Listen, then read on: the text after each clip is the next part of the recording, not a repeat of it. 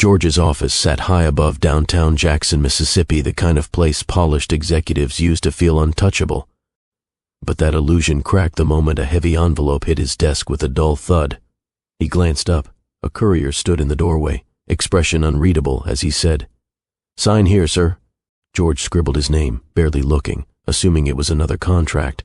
Across the room, Chloe lounged in his leather chair, crossing one leg over the other with a smile she wore like perfume, bold and confident. "You finally getting that client paperwork?" she teased, brushing a strand of hair behind her shoulder. "Good. We need to celebrate later." George forced a distracted nod and tore open the envelope. He expected business. He expected numbers. He expected control. He did not expect this. The moment he pulled out the first sheet, his breath caught. His eyes scanned the page once, twice, refusing to accept what he was seeing. Rebecca Whitman versus George Whitman. Petition for divorce. The words slammed into him harder than any punch. His fingers went numb. His throat tightened. His vision blurred at the edges. His wife, 7 months pregnant with his twins, had filed for divorce. Before he could speak, the second page slipped from his trembling hand and fluttered toward Chloe. Curious, she picked it up, expecting business jargon. Her smirk vanished. She read aloud slowly, each word slicing the air open. "I know about the affair." George felt the room tilt. His chair scraped loudly as he stood too fast, gripping the desk for balance. The blood drained from his face as Chloe looked up at him, stunned. "George, she knows," she whispered. The truth he had buried, denied, justified, and ignored. Rebecca knew everything. She wasn't crying. She wasn't begging. She wasn't questioning. She was done. A wave of panic tore through him, sharp and immediate. His chest tightened. He could barely breathe as he flipped through the rest of the documents with shaking hands. Her signature was everywhere. Her handwriting. Her finality. "Rebecca," he whispered, as if saying her name might reverse the moment. "No, no, she can't." Chloe stepped forward cautiously. "George, wait." But he didn't hear her. All he could hear was the sound of his life collapsing in on itself. His marriage, his family, his future, gone. Before George could gather himself, the weight of the moment pressed down like a judgment he had spent months pretending would never come. His hands shook over the divorce papers. Chloe backed away. Silence thickened in the room. And this exact second, is where you, the viewer, must pause and ask yourself something. Have you ever trusted someone so deeply that the thought of losing them felt impossible, until one day the truth hit you without warning? Have you ever loved someone who slowly shifted into a stranger, someone you couldn't recognize anymore? Or maybe you've been in Rebecca's position, watching the person you built a life with drift toward choices that cut deeper than words ever could. Or perhaps you've been like George, convinced you had more time to fix things. These questions are uncomfortable. They force us to confront moments we avoid remembering, moments where trust is shattered, where hearts break quietly in bedrooms or offices or late-night arguments. But they're real, because no matter who you are, no matter where you're watching from, one truth connects us all. Everyone knows what it feels like to question someone's loyalty or to question their own choices. That tension, that fear, that moment of what do I do now is exactly where this story grips you. Rebecca reached that point long before George realized she had stopped waiting for him to change. And now, with one envelope, her silence spoke louder than any confrontation ever could. As George stood frozen, gripping the edge of his desk, the true weight of his actions crashed over him. This wasn't just about an affair. This wasn't just about lies. This wasn't even about Chloe, who now hovered near the bookcase, unsure whether to comfort him or distance herself. This moment exposed the fracture that had been widening for months. Rebecca was 7 months pregnant, carrying their twins, children she had prayed for, children she protected fiercely even while her heart quietly cracked. And while she was preparing for motherhood, attending appointments alone, sleeping beside an empty pillow most nights, George was with someone else. He told himself it was temporary. He told himself he would fix things later. He told himself Rebecca would never know. But she did. And she didn't confront him with screaming or tears. She didn't plead, didn't argue, didn't accuse. She simply left. Just a stack of papers that told him everything. She wasn't going to fight for his attention anymore. She wasn't going to wait for change that never came. She was gone.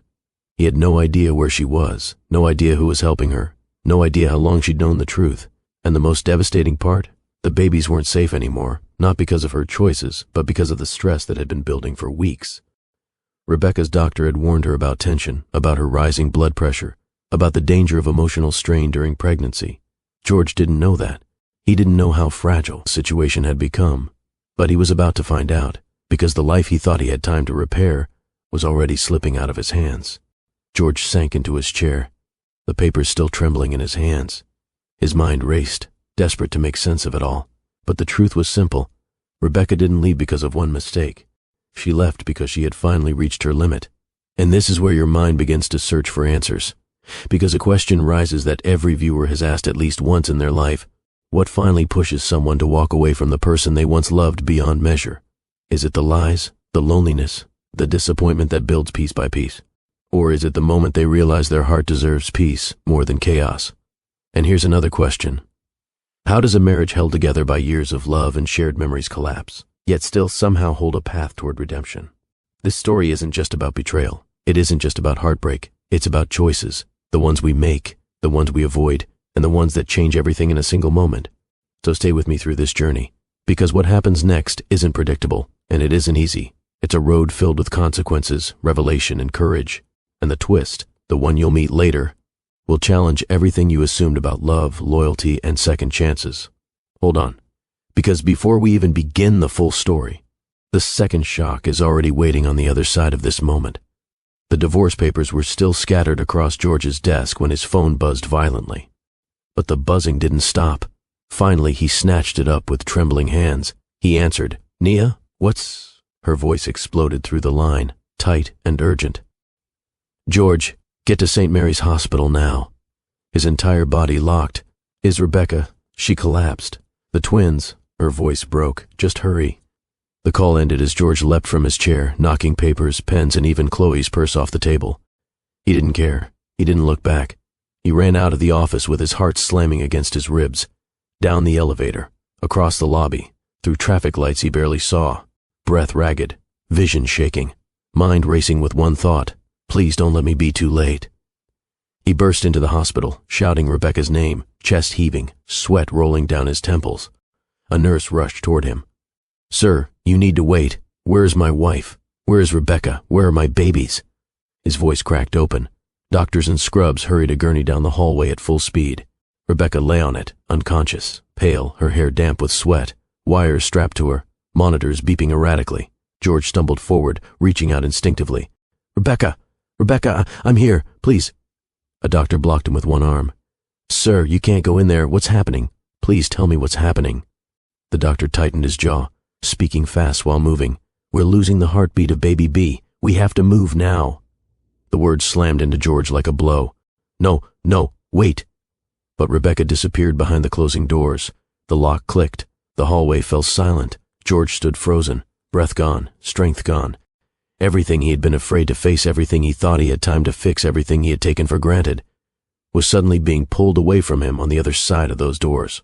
A single line echoes, "We're losing the heartbeat of baby B." Welcome to Mr. Graham's Stories, where we share meaningful life lessons through powerful storytelling. If you're new here, we're truly glad you've joined us. If you've been following the channel for a while, welcome back. Thank you for being part of this journey. Before we continue, please take a moment to like this video. Your engagement helps more people discover our stories, and it supports the work we put into each one. Also, let us know in the comments where you're watching from and what time it is right now. We love seeing our community check in from around the world. And if you haven't already, be sure to subscribe and turn on notifications so you never miss any of our future stories. Now, let's go deeper into a tale that shows how choices, consequences, and second chances can shape the course of a family's future. Rebecca lay awake in the dim glow of the bedroom lamp, staring at the digital clock as it shifted from 11:46 p.m. to 11:47 p.m. Every passing minute strengthened the knot in her chest. The house was silent, too silent for a home that once carried laughter, late-night conversations, and the soft rhythm of two people growing together. Tonight, only she and the twins seemed awake. Inside her belly, Austin shifted gently, followed by a light kick from Savannah. Their movements comforted her, but they also reminded her of everything missing. George should have been home hours ago. She glanced at her phone again. The last message from him sat at the top of the screen. "Working late, don't wait up." No warmth, no familiar teasing, just a blunt message typed with the detachment of a stranger. Rebecca swallowed hard. A year ago, George would call, not text. He'd ask about her day, send a voice note just to hear her laugh, or assure her he'd try to make it home in time to rub her feet after long pregnancy appointments. He wasn't perfect, but he had always made her feel safe, wanted, seen. Now everything felt cold. She placed a hand over her stomach and whispered, "It's all right, little ones. Mommy's here." Her voice wavered despite her attempt to stay steady. The house's emptiness pressed in on her, the kind that doesn't come from silence but from absence. She walked slowly toward the window, steadying herself against the dresser. 7 months pregnant meant even simple movements required effort, but pacing was easier than lying still with her thoughts. Outside, the quiet Jackson neighborhood slept under streetlights casting soft halos across the pavement. She watched every car that passed, hoping foolishly for headlights pulling into their driveway. But each time, the car kept driving. Something was wrong. That truth pulsed inside her stronger than the twins' kicks. Rebecca wasn't naive. She had sensed the shift for weeks. George working later, guarding his phone more carefully, smelling faintly of a floral scent she didn't wear, offering excuses that didn't match his habits. Still, she tried to give him the benefit of doubt, blaming pregnancy hormones or workplace stress. But tonight, even she couldn't lie to herself. The man she married felt miles away, even when he stood in the same room. She rubbed her thumb across the wedding ring still resting on her finger. The diamond glinted as if clinging to memories she didn't want to revisit but couldn't help recalling. Her heart tugged her backward in time. 6 years earlier, the Mississippi heat had been unforgiving. Rebecca, freshly graduated, ducked into a downtown cafe to escape the sun while waiting for a job interview. She was nervous, reviewing her resume when a shadow fell across her table. A tall man with striking blue eyes smiled down at her, holding her nearly melted iced tea. "You look like you could use a refill," he joked. She blinked in surprise. "Thank you. George, right? From the entrepreneur panel last month?" His eyebrows rose with amused shock. "You remember me? Now I'm at a disadvantage because I don't know your name yet." One conversation turned into an hour turned into dinner turned into something unforgettable. Rebecca remembered how he used to stare at her like she carried all the joy in the world, how he drove 4 hours to surprise her on her birthday, how he stood proudly beside her at family cookouts, unbothered by the curious stares their interracial relationship attracted. He used to hold her hand tighter whenever people whispered. He used to sing old R&B in the car just to make her laugh. He used to kiss her forehead like she was his piece. That George felt like a memory now, one slipping through her fingers. A sharp ache formed in her chest, pulling her back to the dim bedroom and the lonely glow of the lamp. She took a long, steadying breath. She needed to talk to someone who understood her, who loved her enough to tell her the truth even when it hurt. She grabbed her phone and scrolled to the contact she always relied on, Nia. Her thumb hovered for a moment. What if she was overthinking? What if she looked foolish? What if George really was just tired and overwhelmed? But her gut refused to be silenced. She typed, "You up? I need to talk." It took less than 5 seconds for the typing dots to appear. "Always up for you, Bex. What's wrong?" That simple message unlocked the tears she had been holding back. She blinked them away, trying to steady her breathing before hitting call. Nia picked up immediately. "Hey, what's going on?" Even over the phone, her tone carried warmth and concern. Rebecca swallowed hard. I don't know anymore." She sank onto the edge of the bed. "George has been distant. He's late again. He barely looks at me, Nia. I feel like I'm losing him." Nia didn't speak right away. When she did, her voice was calm, steady, exactly what Rebecca needed. "Start from the beginning, Bex." Rebecca explained everything she'd noticed. The late nights, the new scent on his shirts, the guarded phone, the disconnect in his voice. Every detail made her chest tighten a little more, because saying it out loud made the truth harder to avoid. When she finished, Nia sighed, a sound filled with both empathy and worry. "Rebecca, trust your instincts. You don't jump to conclusions. If you're feeling this, something's off." Rebecca wiped a tear from her cheek. "I don't want to believe it. Not with the twins coming. Not after everything we've been through."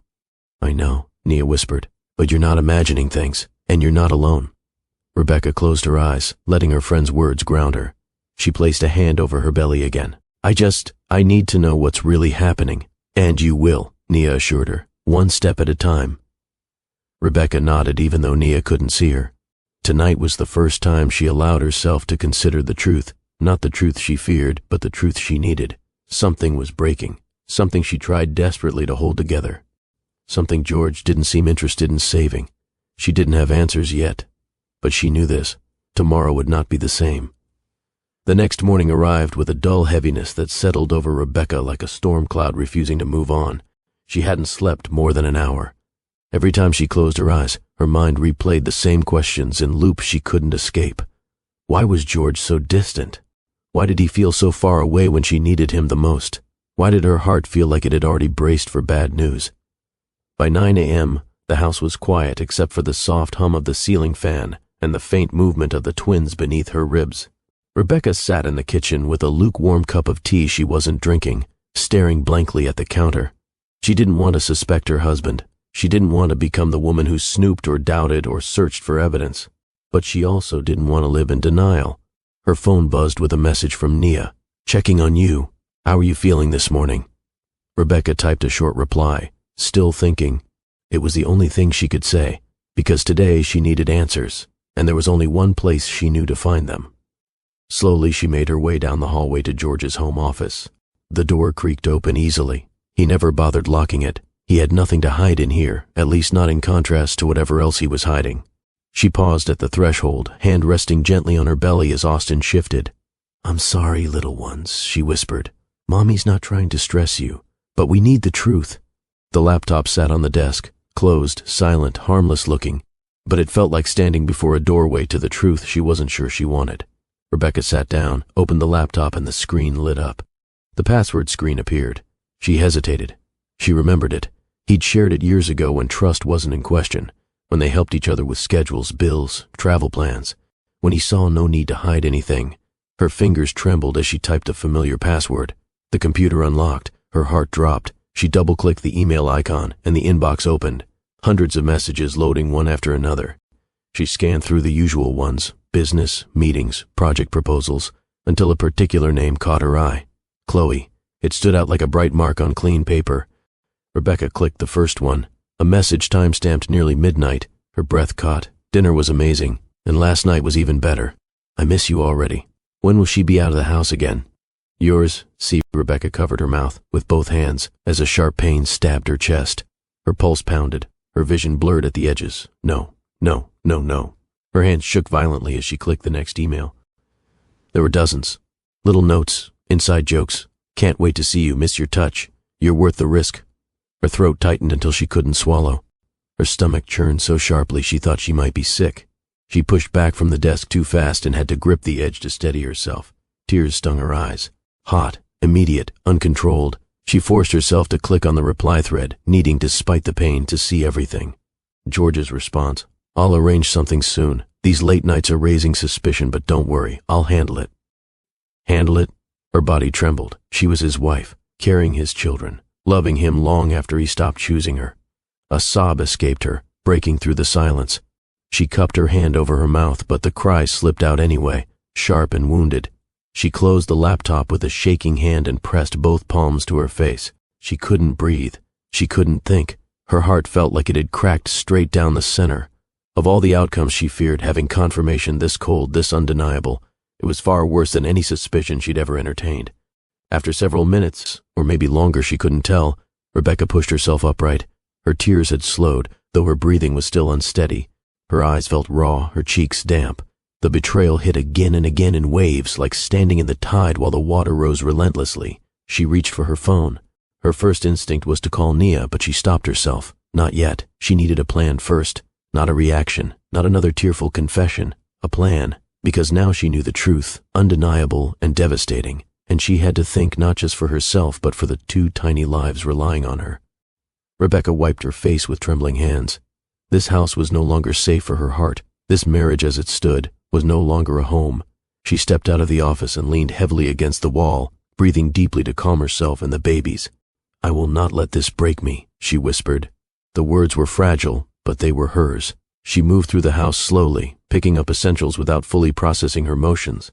A small suitcase, the twins' ultrasound pictures from the fridge, a few maternity clothes, her prenatal vitamins, her medical documents. Every item she packed felt like a goodbye. Once her bag was filled, she paused in the doorway of the nursery. The soft yellow walls, the tiny crib George built, the plush toys arranged neatly on the shelf. Tears welled in her eyes again. "This was supposed to be our future," she murmured, but she couldn't stay for memories. She needed to protect herself and her babies from more pain. She zipped the suitcase and grabbed her phone. This time she texted Nia, "I'm coming over. Please don't ask questions yet." The reply came instantly. "Doors open. I'm here." Rebecca took one last look around the home she had built with love, the home she thought would see birthdays, holidays, family dinners, first steps. Then she turned off the lights, walked out, locked the door behind her, and drove away from the life she once believed would last forever. The morning unfolded like any other in George's office, but a quiet tension hung in the air, a weight he didn't acknowledge, yet couldn't escape. He sat behind his massive desk, scrolling through emails with forced focus. Ever since Rebecca stopped engaging in their short, empty exchanges at home, he sensed something was off. She wasn't nagging, wasn't questioning, wasn't searching his face for clues anymore. She was just calm, too calm. He convinced himself it was because she was tired from the pregnancy. But a small part of him, a part he pushed aside far too often, whispered something he didn't want to admit. She knows. Still, he brushed off the unease and straightened his tie, telling himself he'd figure out what to say to her later. Maybe tonight, maybe tomorrow, maybe after the babies arrived. He always found a way to delay the hard conversations. His phone buzzed with a message from Chloe. "Lunch today? I'm craving that sushi spot you like." He sighed and typed back, "We'll see. Busy morning." Before he could send it, a soft knock came from outside his office. His assistant's voice followed. "Mr. Whitman, a courier is here. Says it's urgent." George frowned. "Send him in." The door opened, and a uniformed courier stepped in, holding a thick envelope with both hands. His expression was blank, professional. Delivery for George Whitman. Signature required. George signed without thinking twice. He assumed it was a contract, maybe a revised deal, maybe financial documents from the board. The courier placed the envelope on the desk, nodded once, and left without another word. Behind him, Chloe's heels clicked as she entered the room, smiling like she owned the air between them. She wore a fitted beige dress and confidence like perfume. "You look tense," she teased, sliding onto the edge of his desk. "Hopefully that's good news for us." George exhaled in mild annoyance. "It's probably paperwork. Nothing exciting." Chloe tapped the envelope lightly. "Open it. You never know." He glanced at it again. It was plain, no branding. His name handwritten neatly across the front. Something felt odd. He slid a finger under the flap and pulled the envelope open. As the papers spilled into his hands, his eyes landed on the first page. His world stopped. Rebecca's handwriting was unmistakable. A cold wave washed through him. He blinked, trying to make sense of the title at the top of the document. Dissolution of marriage. Rebecca Whitman versus George Whitman. His breath hitched. "What is it?" Chloe asked, snatching the top page before he could react. She began reading aloud, still smirking, until she reached the fourth line. Her voice sharpened. "By the time this reaches you, I've already left the house. The enclosed documents are our divorce papers. I have filed them with the court." Chloe's eyebrows shot up. Her voice grew quieter, almost stunned. "I know about the affair." George felt a bolt of panic tear through his chest. "No, no, no," he whispered, shaking his head, flipping through the pages with trembling fingers. His eyes scanned rapidly, as if hoping the words might magically change. But they didn't. Rebecca knew, and she was gone. The letter continued, her voice painfully composed in writing. "You've made your choices. Now I'm making mine. Do not contact me unless it concerns our children or goes through my attorney." George's stomach twisted violently. He pressed his hand to his forehead, breath shallow. The edges of his vision wavered. Chloe stood frozen, holding the letter at arm's length like it was burning her fingers. "Well, that escalated," she muttered under her breath. "Stop," he snapped, snatching the letter from her. "Don't talk. What? You knew this might happen. She's pregnant and emotional." "Chloe," his voice cracked sharply. "Stop." He looked back at the letter, scanning Rebecca's signature at the bottom, the loops and curves he had traced once upon a time with affection. Now it felt like a death sentence. His hand shook as he grabbed his phone and dialed Rebecca's number, straight to voicemail. He tried again. Voicemail. A third time. "Her phone is off," he whispered. He stood abruptly, knocking over a stack of documents as he paced the office in frantic circles. His assistant glanced through the frosted glass wall, startled by the sudden commotion. Chloe watched him with a mix of irritation and disbelief. "I don't know why you're surprised," she said, crossing her arms. "This was inevitable. You told me you wanted to be with me. She's just making it official." George froze, then slowly turned to her. "Do you even hear yourself?" he asked in disbelief. "Rebecca is 7 months pregnant. She's carrying my children." Chloe scoffed lightly. "And she'll be fine. You two weren't happy. You said that—" "I said a lot of things," he muttered, his voice low, guilt-ridden. "But I never wanted this." He grabbed the divorce papers again, flipping to the back pages where her attorney's contact information was listed. The reality settled heavily in his bones.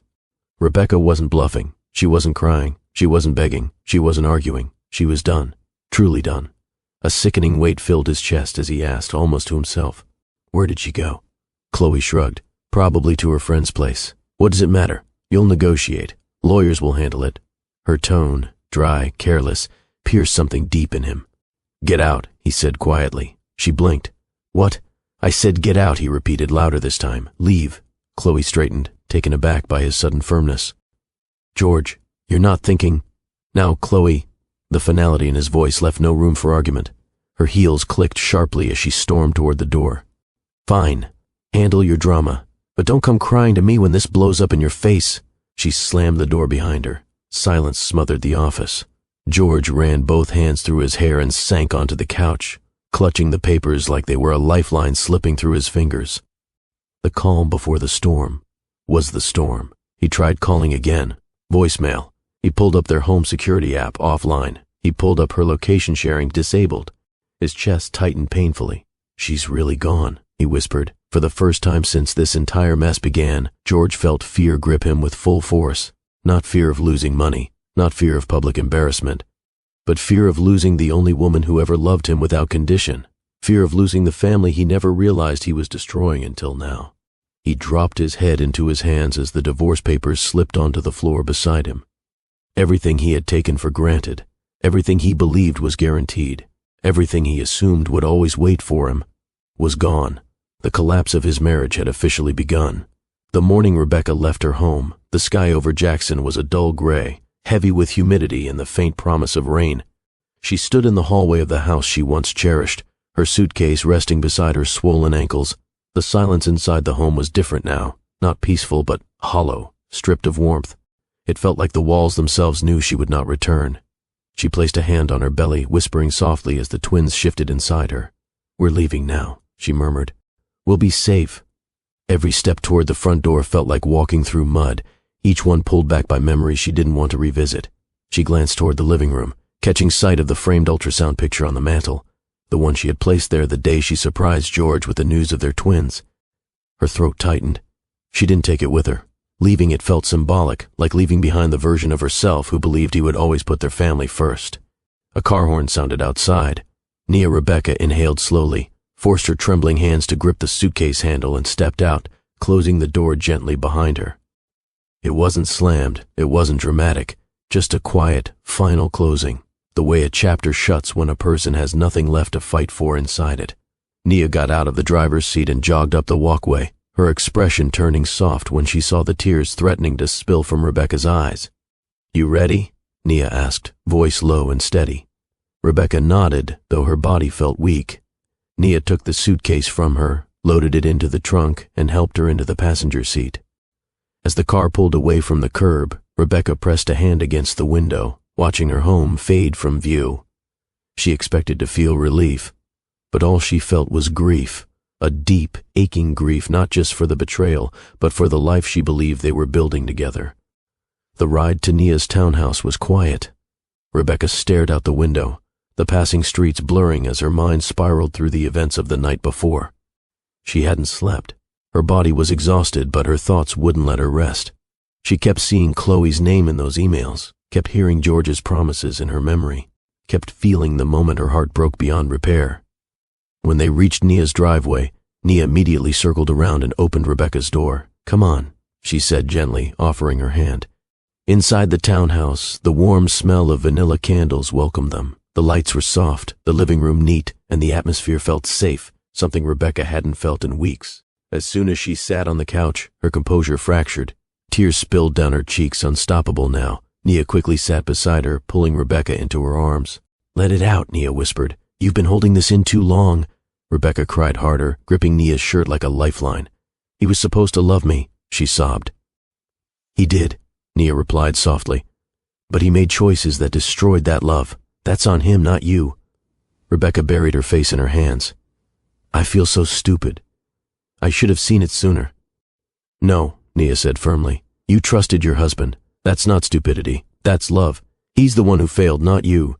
Rebecca inhaled shakily, leaning back as Nia handed her a tissue. Her eyes were red and swollen, but the crying lifted a small weight from her chest. For the first time since discovering the truth, she felt a hint of clarity. As she caught her breath, her mind drifted somewhere unexpected, to the night she learned she was pregnant. It had been a December evening, cold enough that their breath fogged outside. She remembered clutching a positive test in her hand, heart racing. She had paced the bathroom floor for nearly 10 minutes before finally gathering the courage to share the news with George. When she approached him in the living room, he was sitting by the fireplace, sipping tea after a long day. She could still picture how his face lit up when she told him. "Are you serious?" he had asked, eyes wide, smile growing so quickly it took her breath away. She nodded, tears streaming down her cheeks. Happy tears, then. He caught her in his arms, lifting her slightly before setting her down gently. "We're going to be parents," he whispered against her hair. "We're going to be amazing parents." That moment used to be one of her favorites. Now it pierced her heart like glass. As the flashback dissolved, Rebecca wiped a tear from her jawline. Nia watched her carefully. "You're replaying it, aren't you?" Rebecca nodded. "He was so excited. He cried with me. We talked for hours about names and the nursery. He was loving."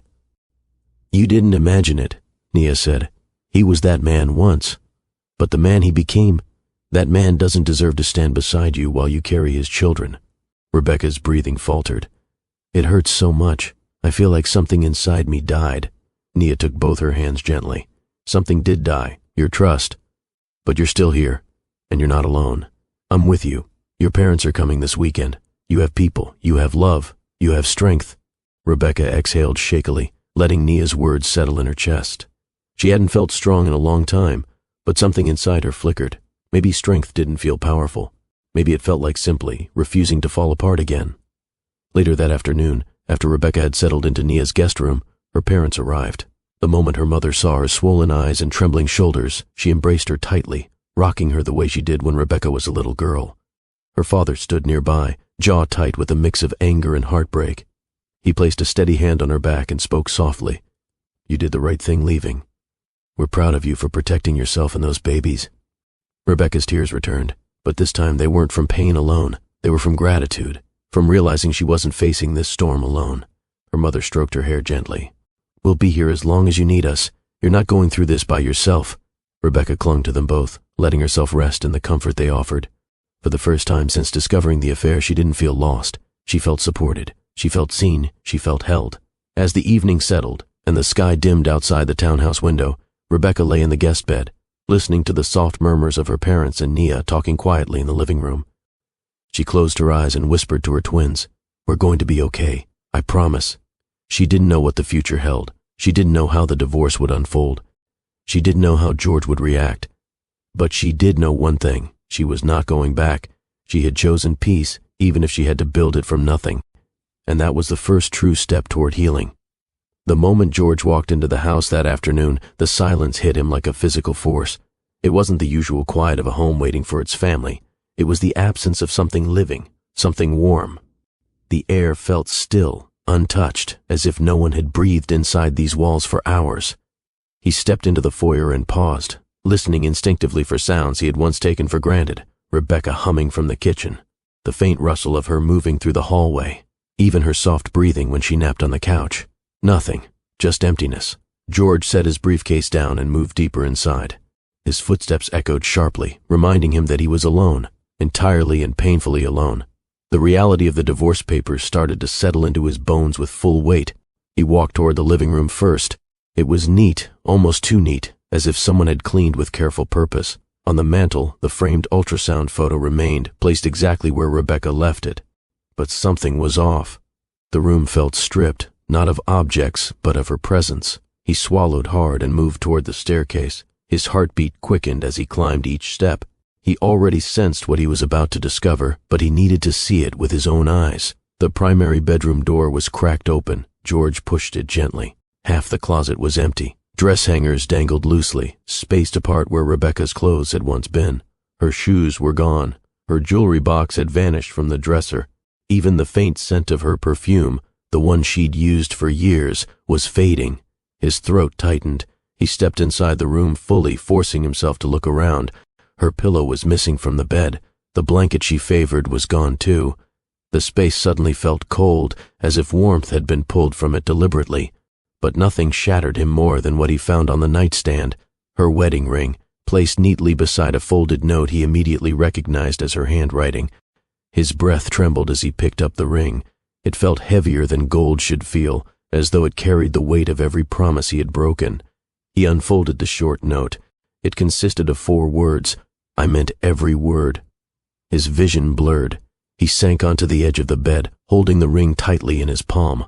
For a long moment he couldn't move. The reality of losing her, truly losing her, pressed down on his chest until he felt he couldn't breathe. He whispered into the empty room, "Rebecca, what have I done?" No one answered.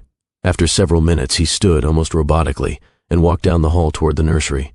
It was nearly finished, painted in soft pastel colors Rebecca had chosen, filled with tiny clothes folded with care, the rocking chair placed in the corner where she imagined countless nights soothing Austin and Savannah.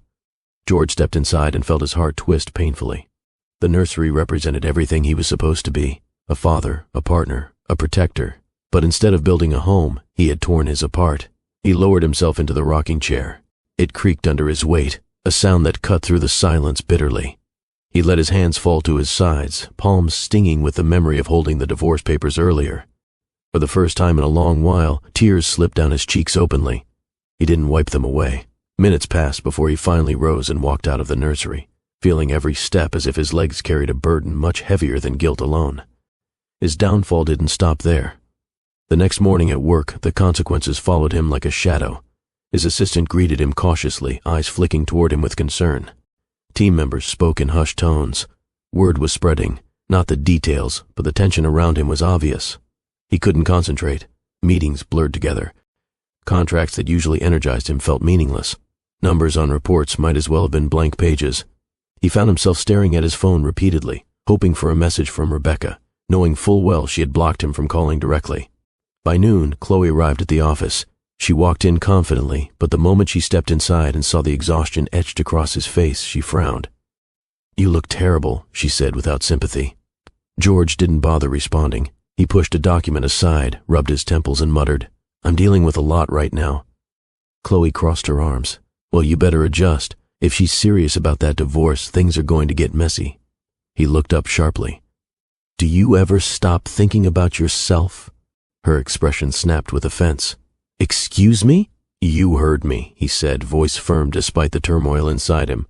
"All you've done since yesterday is talk about how this affects you. I'm losing my family. My wife is carrying my children. She's gone because I lied, because I betrayed her trust. And you want to talk about lunch plans and negotiations?" Chloe scoffed. "Don't turn this on me. You willingly came to me. You knew what you were doing. And it was the worst mistake of my life," he replied, without hesitation. The words stunned her into silence. Chloe's expression hardened into something cold. "So that's how it is? After everything we've done together, you're running back to her?" He shook his head. "I'm not running anywhere. I'm trying to fix what I broke. And it has nothing to do with you." That was the moment Chloe's attitude shifted completely. She took a step back, guarded and offended. "Fine, fix your mess," she snapped. "But don't call me again. I'm done." She grabbed her purse, turned sharply, and walked out. Her heels clicked against the floor like punctuation marks to a chapter closing.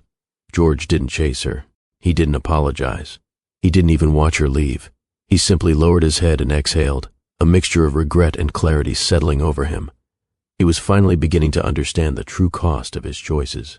By evening, he drove home again, dreading the silence waiting inside. When he stepped through the door, the emptiness was even more unbearable than before. The house felt like a museum, full of things but devoid of life. He wandered back to the bedroom, holding the ring again. He pressed it to his forehead, gripping it tightly. "I'm sorry," he whispered. "I'm so sorry." But apologies spoken into empty rooms never reach the people who need to hear them. He needed to see Rebecca. He needed to try. He needed to face her, even if she refused to face him. And so, driven by a mix of desperation and guilt, George made a decision that would lead directly into the next breaking point, a confrontation he wasn't ready for, but one he could no longer avoid. By Saturday afternoon, the weight of the empty house had become unbearable. George had spent the morning pacing from room to room, unable to sit still, unable to silence the thoughts hammering in his head. Every corner of the home reminded him of Rebecca, the way she folded blankets, the way she arranged flowers on the kitchen counter, the quiet laughter she used to carry through the hallway when she talked to the twins in her belly. He couldn't take it anymore. He grabbed his keys, left the house without a plan, and drove. The closer he got to Nia's neighborhood, the louder his heartbeat became. He didn't know what he would say. He only knew he needed to see Rebecca, to at least try to speak to her, even if she refused to listen. By the time he pulled into the familiar driveway, his hands were shaking against the steering wheel. Nia stepped out onto the porch before he even reached the steps. Her expression said everything. She expected him. She didn't want him there, and she was prepared for this moment. George stood at the bottom of the porch stairs, suddenly feeling smaller than he had in years. "Nia," he started, voice tense. "Please, I need to talk to her." Nia crossed her arms and leaned against the railing, her stance unyielding. "You're not coming inside," he swallowed. "I'm not here to fight.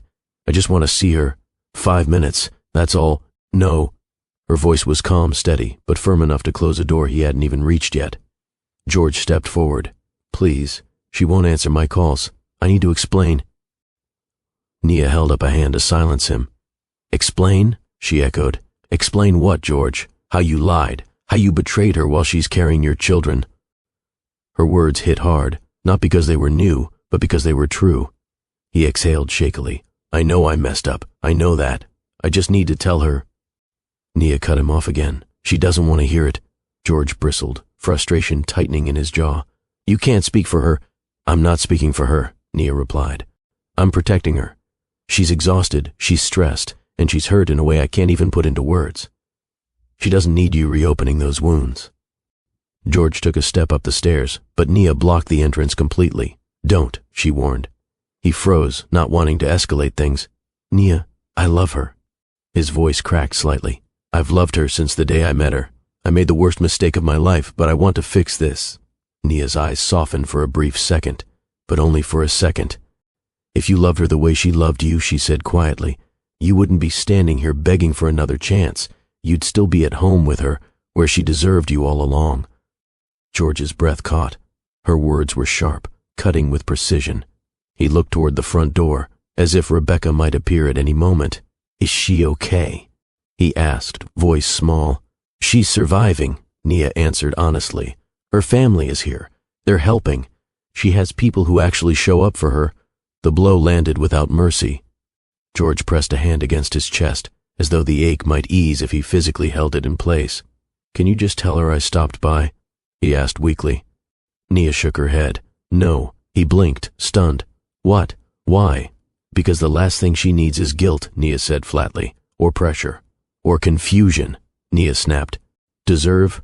she repeated loudly, stepping down one stair toward him. "You don't get to use that word right now. You don't get to claim anything. You gave up your place when you chose Chloe over the family you already had." George flinched at the sound of Chloe's name.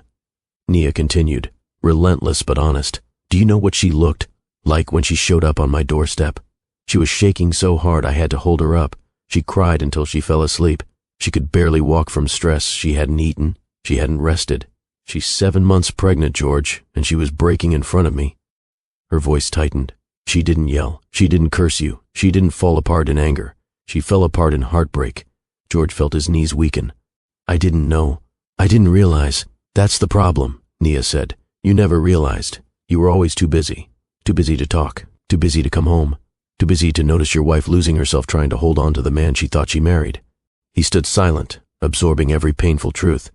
After a long pause, Nia's voice softened. Not gentle, but honest. "She's not ready to hear you, and forcing this will only make it worse. She needs space. She needs calm. She needs safety." George nodded slowly, tears welling. I want to be better. I want to be there for her and the twins. Then start by respecting what she needs right now," Nia said. "Not what you want." Another long silence stretched between them. Finally, Nia stepped back onto the porch and placed one hand on the door. She looked at him with a mix of disappointment and a faint trace of empathy. "Go home, George," she said quietly. "Work on yourself, not for her, for those babies, for the father you're supposed to be." He stood still, unable to move, unable to argue. "Please," he whispered one last time. "Just tell her I'm sorry." Nia shook her head. "You already told her by how you're living. Words won't fix this." She opened the door halfway, pausing before stepping inside. "And George, if you really mean what you say, you'll prove it with actions. Not today, not tomorrow, consistently. That's the only thing that might matter in the future." The door closed with a soft click. George remained there on the porch, staring at the wooden door that separated him from the woman he had shattered. He stood there long enough for the sun to dip lower in the sky. Only when he could no longer hold back the weight in his chest did he step off the porch, walk to his car, and finally drive away, alone with the consequences he had created. The night settled over Jackson with heavy air and distant thunder rumbling behind thick clouds. Inside Nia's townhouse, the atmosphere was calm, at least on the surface. Rebecca lay on the couch, one hand resting on her belly, the slow rhythm of her breathing betraying exhaustion. The stress of the past week had worn her down more than she wanted to admit. Nia hovered in the kitchen, chopping vegetables for dinner while keeping an eye on her friend. Rebecca hadn't said much since her parents left earlier that afternoon. She seemed quieter than usual, emotionally drained, and Nia hoped rest would give her even a small measure of peace. "Bex," Nia said gently, "you want anything? Water? Something to eat?" Rebecca exhaled softly. "Just water. My back is killing me." Nia filled a glass and brought it to her, placing a soft blanket around her shoulders. "You're carrying two humans, girl. If your back wasn't hurting, I'd be concerned." Rebecca offered a faint smile. "I know. I'm just trying to breathe today. That's all I have energy for. You don't need more than that," Nia said, settling beside her. "You're allowed to rest." Rebecca leaned her head back, letting her eyes close. "I didn't sleep last night. Every time I closed my eyes, I kept replaying everything." "You're safe now," Nia reminded her. "Focus on that." Rebecca nodded, but a sudden sharp sensation rippled across her abdomen. It wasn't one of the usual tightnesses she'd grown accustomed to. It was deeper, sharper, more demanding. She inhaled sharply, clutching her stomach. Nia immediately sat up straighter. "Rebecca? Hey, what's wrong?" Rebecca tried to speak, but another wave of pain cut through her. "Something's different," she whispered through gritted teeth. Nia's eyes widened. "Different how?" Before Rebecca could answer, a warm rush spread beneath her. She looked down and saw her sweatpants darkening rapidly. Her heartbeat surged. "Oh God, Nia," she gasped, panic rising. "My water just broke." Nia shot to her feet, her expression shifting from concern to full alert. "It's too early," she breathed. "You're barely 8 months." Rebecca tried to stand, but pain hit her again, sharper this time. She clutched the couch for support. "Nia, I can't move. You don't have to." "Stay still," Nia said quickly, already grabbing her phone with trembling hands. Her voice shook but stayed strong enough to dial 911. "We're getting help." Rebecca tried to breathe steadily, but her heart raced wildly. The contractions were coming too fast, too strong, nothing like what she'd prepared for. She felt sweat bead on her forehead as fear crawled up her spine. The operator answered, and Nia's voice became firm, urgent. "Hi, I need an ambulance. My friend is pregnant with twins and her water just broke. She's having contractions, fast ones. Please hurry." Rebecca closed her eyes, trying to push away the sense of dread that filled her chest. This wasn't how it was supposed to happen. She still had weeks left.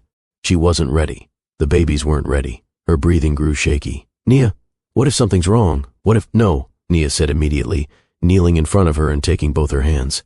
"Don't go there. You and those babies are fighters. The paramedics will be here soon." Rebecca tried to focus on Nia's steady voice, but the pain surged again, stealing her breath. She winced, gripping Nia's hands tightly until her knuckles turned white. Thunder rumbled outside, matching the tremor in her voice. "I'm scared." "I know," Nia said softly, brushing a tear from Rebecca's cheek. "But you're not alone. I'm right here. I'm not going anywhere." Minutes felt like hours until flashing lights reflected through the living room window. The paramedics arrived quickly, moving with precision as they assessed Rebecca's condition. One paramedic crouched beside her. "Ma'am, we're going to take you to St. Mary's. You're going into preterm labor." Rebecca felt another contraction slam through her, forcing a cry from her throat. Nia grabbed her hand again. "Breathe, Bex. Remember what your doctor told you. In through your nose, out through your mouth." "I'm right here." Rebecca did her best to follow, though fear made her breath shallow. The paramedics carefully lifted her onto the gurney. She winced as the movement intensified the pain. The room blurred with motion, voices, flashing lights. It was all too fast. "Nia," Rebecca whispered as they rolled her toward the ambulance. "Call my parents. Let them know." "I will," Nia promised, brushing her shoulder gently. "I'll meet you at the hospital." Rebecca clutched the blanket around her as the cold air hit her skin. She felt vulnerable, terrified, and overwhelmed. She had imagined bringing her twins into the world in peace, with stability, preparation, calm. Instead, she was fighting panic with every breath. The paramedic inside the ambulance strapped her in securely. "We're going to take care of you, okay? Just keep breathing." Rebecca nodded weakly, but her thoughts scattered in every direction. Was something wrong with the babies? Were they too early? Would they be strong enough? Her heart pounded so loudly it drowned out the siren. As the ambulance pulled away from the curb, Nia stood in the driveway gripping her phone, her hand trembling slightly. She watched the ambulance disappear down the street before whispering to herself, Please, let her and the babies be okay." Nia didn't hesitate. She dialed the one number she never wanted to call again, the one Rebecca had cut off completely. The phone rang once, then twice. "Nia?" George answered, confusion and hope in his voice. Nia inhaled sharply, bracing herself. "George, it's Rebecca," she said, urgency filling her tone. "She's in labor. It's early. Get to St. Mary's now." George had barely slept the night before. He spent the early morning pacing through his empty living room, replaying every mistake he'd made until the guilt carved deeper into him. The house felt colder today, the silence sharper. He kept staring at the ring he found beside Rebecca's note, unable to bring himself to put it down.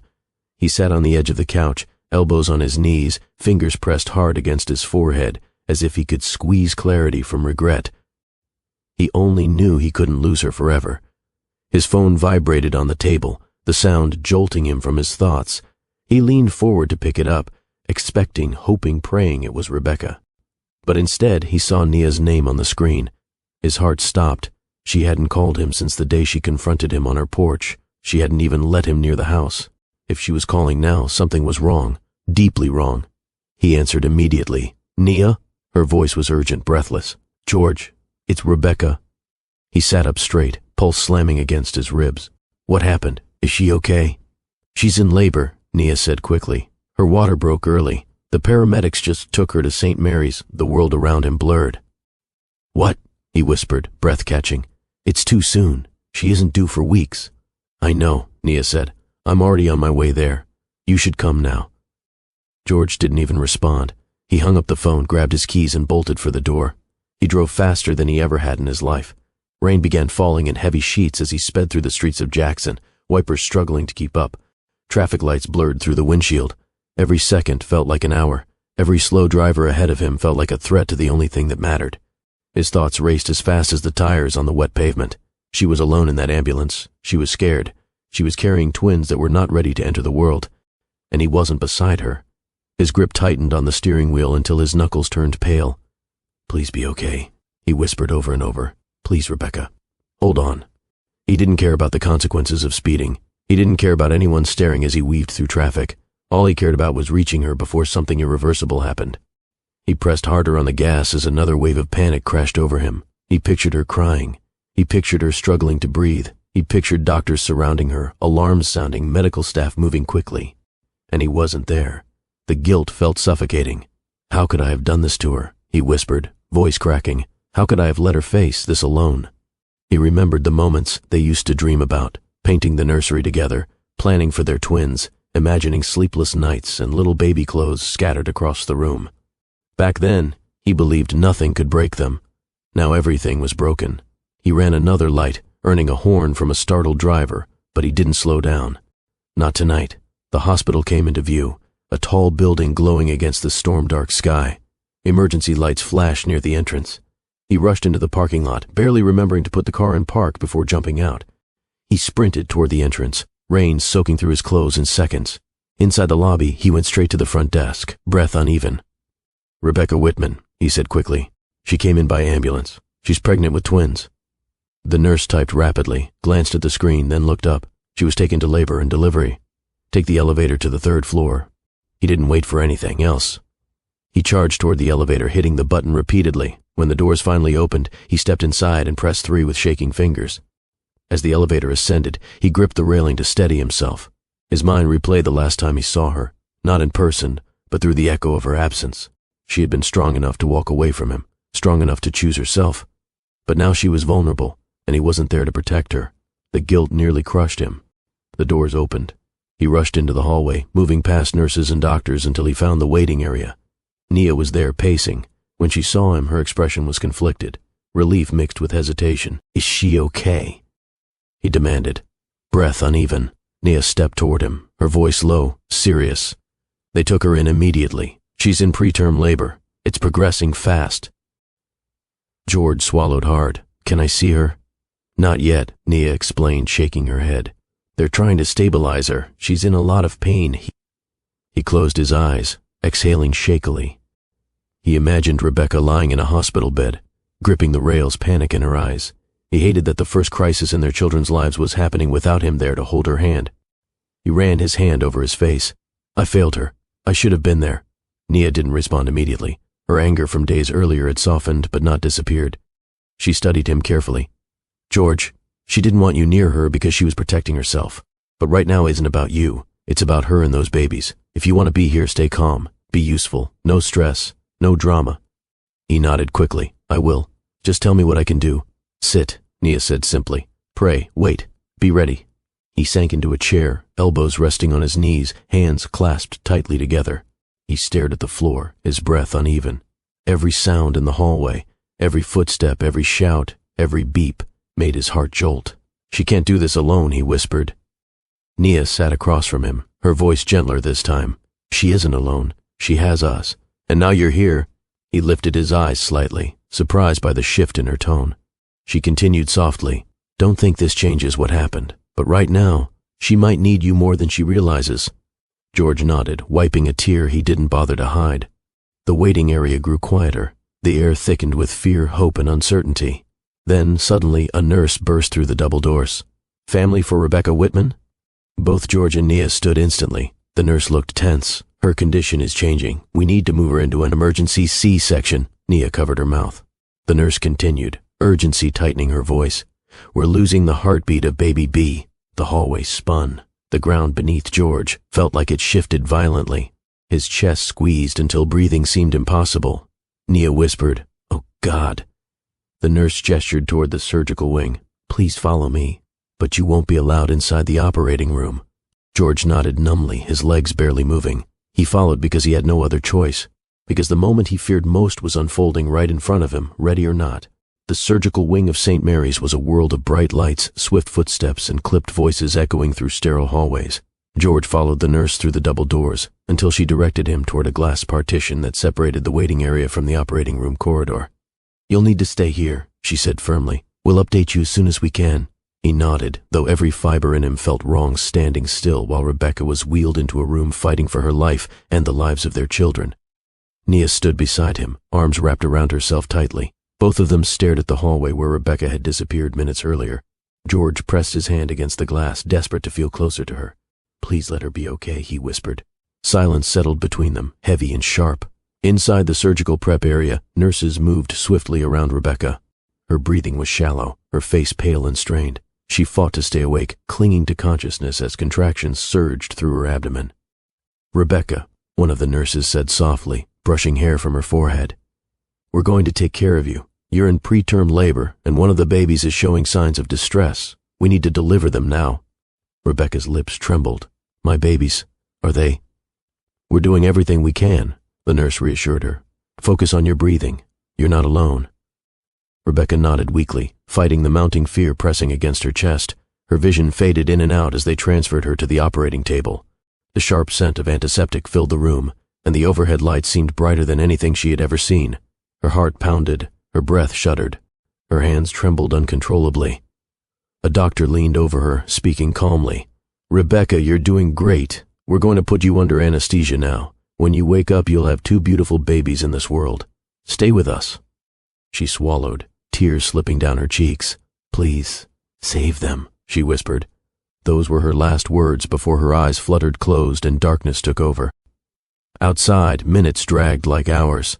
George paced the hallway relentlessly, back and forth, unable to stand still. His heartbeat pounded in his ears. He wanted to shout, scream, break through the operating doors, anything to feel useful. But all he could do was wait. Nia watched him carefully. She had seen him frantic before, but never like this. Never this helpless. He ran his hand through his hair, stopping suddenly. I should be in there, he breathed, voice shaking. She shouldn't be alone. She isn't alone, Nia said firmly. She has an entire medical team with her. I should have been there long before she reached this point, he corrected painfully. Nia didn't disagree. The hallway echoed with distant announcements and soft chatter of nurses moving quickly. Every sound felt like a countdown. Another 10 minutes passed. Then 20. George pressed both hands against the wall, bowing his head. This is my fault, he said quietly. She's stressed because of me. The babies came early because of everything I put her through. Nia stepped closer, her voice steady but not gentle. You hurt her, yes. You pushed her to walk away. But this moment right now? This isn't punishment. It's a medical emergency. Blaming yourself won't help her. He exhaled shakily. I love her, he whispered. I never stopped. I was stupid. You're here now. That's what matters. You stay right here until someone tells you what's happening. Don't fall apart. She needs you steady. George nodded, forcing himself to breathe through the panic lodged in his chest. Then, the doors to the operating hallway swung open. A doctor stepped out wearing blue scrubs and gloves stained faintly from the procedure. Mr. Whitman? The doctor asked. Yes. George answered immediately, voice cracking. The doctor removed his mask slowly. We managed to deliver both babies. George closed his eyes for a brief second, relief and dread crashing together violently. And Rebecca? He asked, voice trembling. She's unconscious, the doctor said gently. She lost more blood than we expected. We're monitoring her closely. She's stable for now, but we'll continue to watch her. George swallowed hard, gripping the railing beside him. And the twins? Nia asked. The doctor nodded, his expression calm but serious. The first baby, Austin, came out with a strong heartbeat. He's breathing on his own, but we have him in the neonatal unit for monitoring.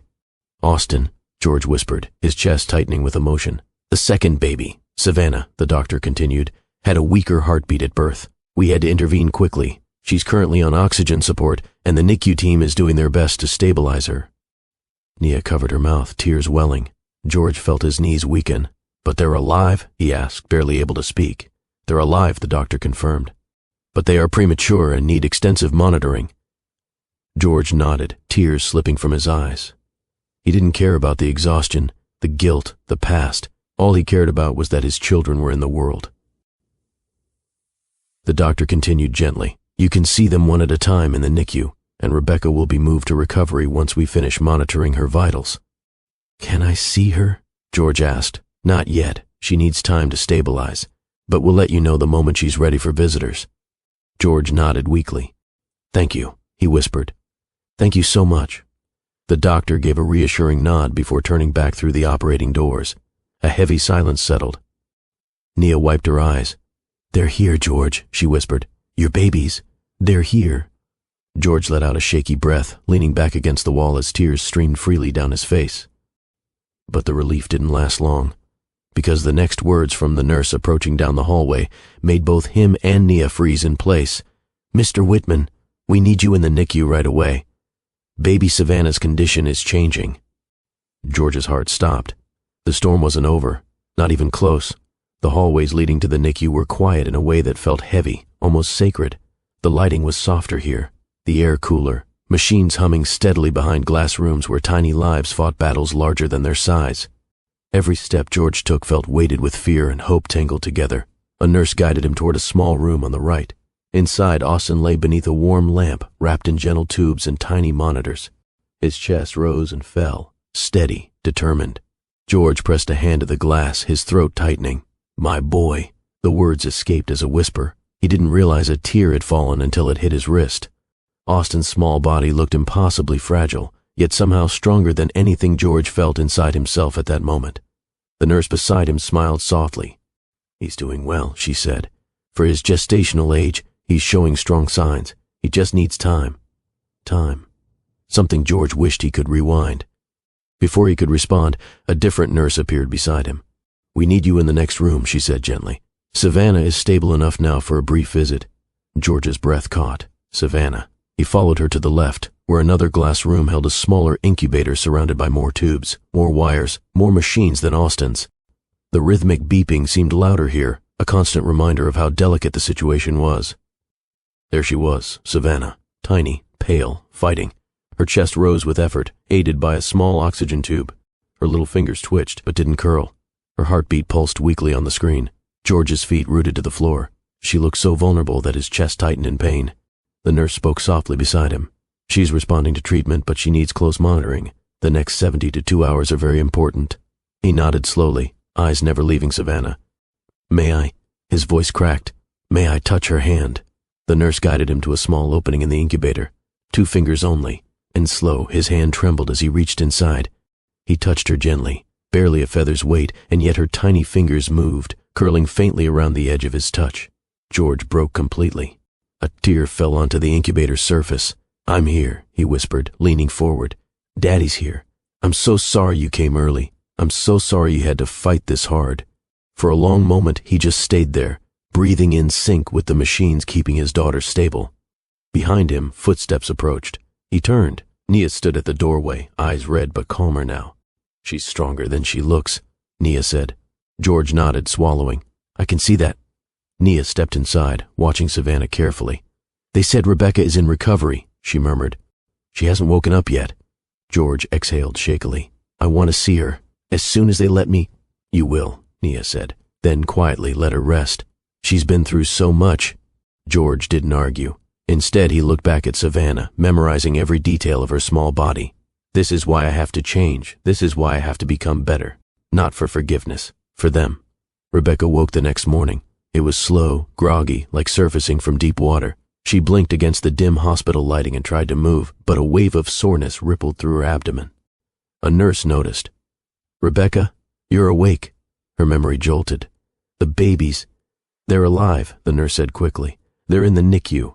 Austin is stable. Savannah is being monitored closely."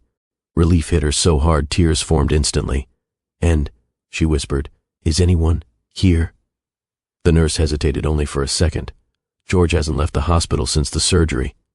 Rebecca closed her eyes, emotions swelling in a confusing tide. Hours later, Rebecca was transferred to a recovery room. She sat upright slowly, heart pounding with anticipation and fear. She wasn't ready to see George, not emotionally, but the weight of the NICU news pressed heavier than resentment. The door opened quietly. George stepped inside. He froze. Rebecca looked exhausted and pale, her hair tucked behind her ears, her hands trembling slightly in her lap. She inhaled sharply at the sight of him but didn't speak. George swallowed hard, voice rough. I'm glad you're awake." She nodded but kept her eyes lowered. Silence stretched. It wasn't hostile, just fragile. "How are the babies?" she asked softly. He stepped closer but not too close. "Austin is strong. Savannah, she's fighting, but she's holding on. The doctors are doing everything they can." Rebecca closed her eyes, tears sliding down her cheeks. "I want to see them." "I'll take you," he whispered, "whenever you're ready." Another silence, this one softer.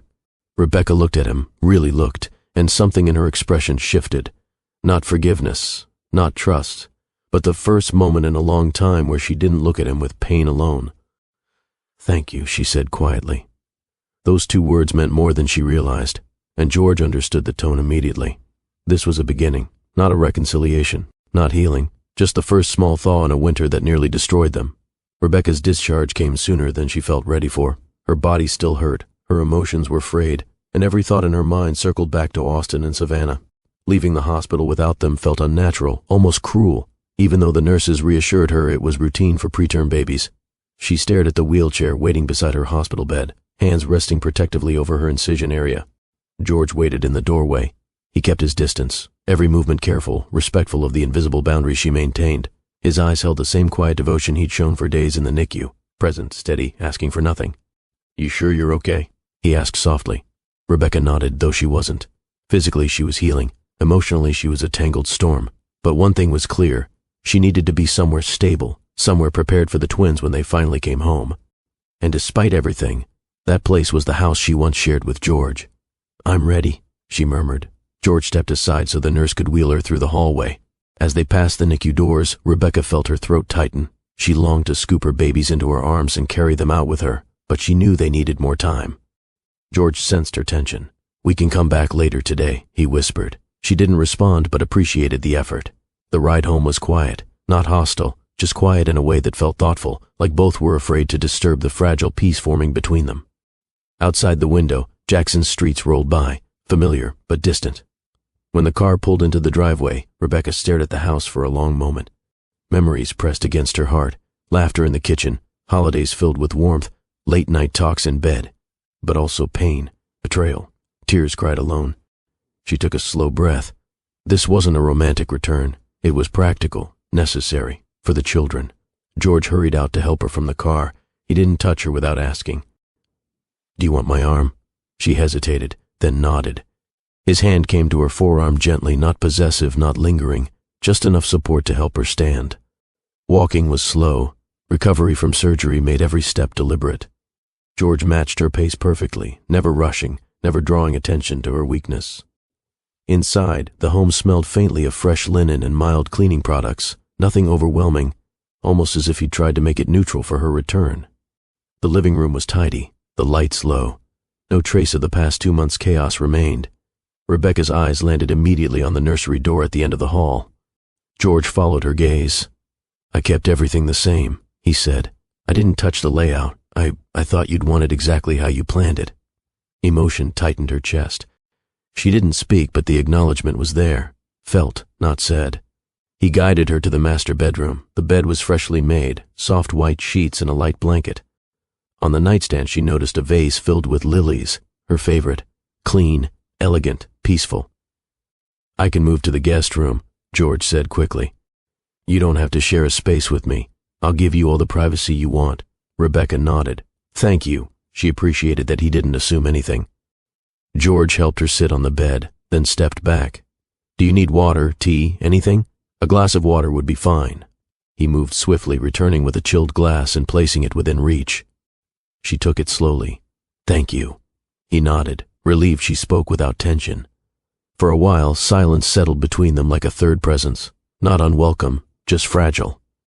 Rebecca leaned back against the pillows, her body heavy with exhaustion. She closed her eyes, letting fatigue wash over her. Sleep took her quickly. Later that evening, Rebecca woke to the soft glow of the bedside lamp. The room was quiet, but she heard faint noises from down the hallway, the sound of George moving around, likely organizing things for the baby's return someday. Her stomach rumbled, reminding her she hadn't eaten much. She swung her legs slowly over the edge of the bed, bracing for the now familiar ache in her abdomen. Before she could stand, George appeared at the doorway. "You're up," he said. "I didn't want to wake you. I made dinner. If you're hungry." She blinked. "You cooked?" He gave a small, sheepish smile. "I followed one of your saved recipes on the tablet, the lemon chicken one you love." Something warm flickered inside her chest, uninvited but real. Yeah, I could eat." He offered his arm again. This time she didn't hesitate. At the dining table he pulled out a chair for her and served a careful portion. They ate in silence at first, but it wasn't uncomfortable. It was the kind of quiet that felt like healing soil, not fully grown, but fertile. Halfway through the meal, Rebecca spoke. "You didn't have to go through all this effort." He set his fork down gently. "I know I didn't have to, but I wanted to." Their eyes met.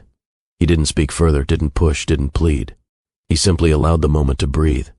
For the first time in months, Rebecca felt something other than pain around him, not trust, not forgiveness, but possibility.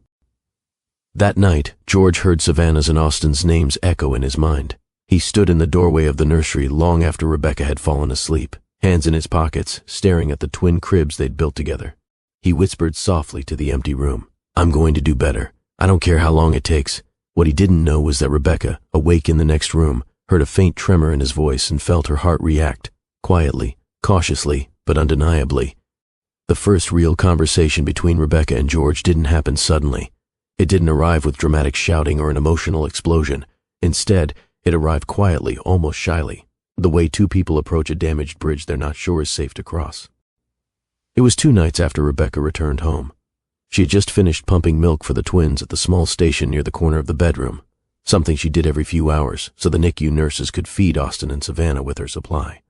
The routine left her tired, both from the physical strain and from the emotional weight of not being able to hold her babies whenever she wanted. She gently capped the bottles, placing them inside a cooler bag for the morning drop-off. George tapped lightly at the open door. He didn't intrude. He never assumed. He always waited for a signal. "Do you want help carrying that?" he asked. "I've got it," she replied softly, wiping her hands on a towel. But she didn't say it coldly, not like the early days of their separation. He stepped inside only halfway, leaning against the doorframe, his expression thoughtful. "Rebecca, can we talk?" She froze for a second. Not because she didn't expect this moment, she had known it would come eventually, but because her heart wasn't sure what to do. For weeks, they had danced around their wounds and responsibilities, focusing only on the baby's needs. But now, with the house quiet and no nurses or machines buzzing around them, the truth between them felt closer, impossible to ignore. She set the cooler bag down and lowered herself onto the edge of the bed. Her movements were slow, the healing incision reminding her to be patient with her body. "Okay," she said quietly. George exhaled shakily, almost as if he had been holding that breath for months. He walked toward the chair near the window, but instead of sitting, he hovered, hands on the backrest, nervous energy spilling through his posture. I don't even know where to start, he admitted. Start with the truth, she said, her voice calm but firm.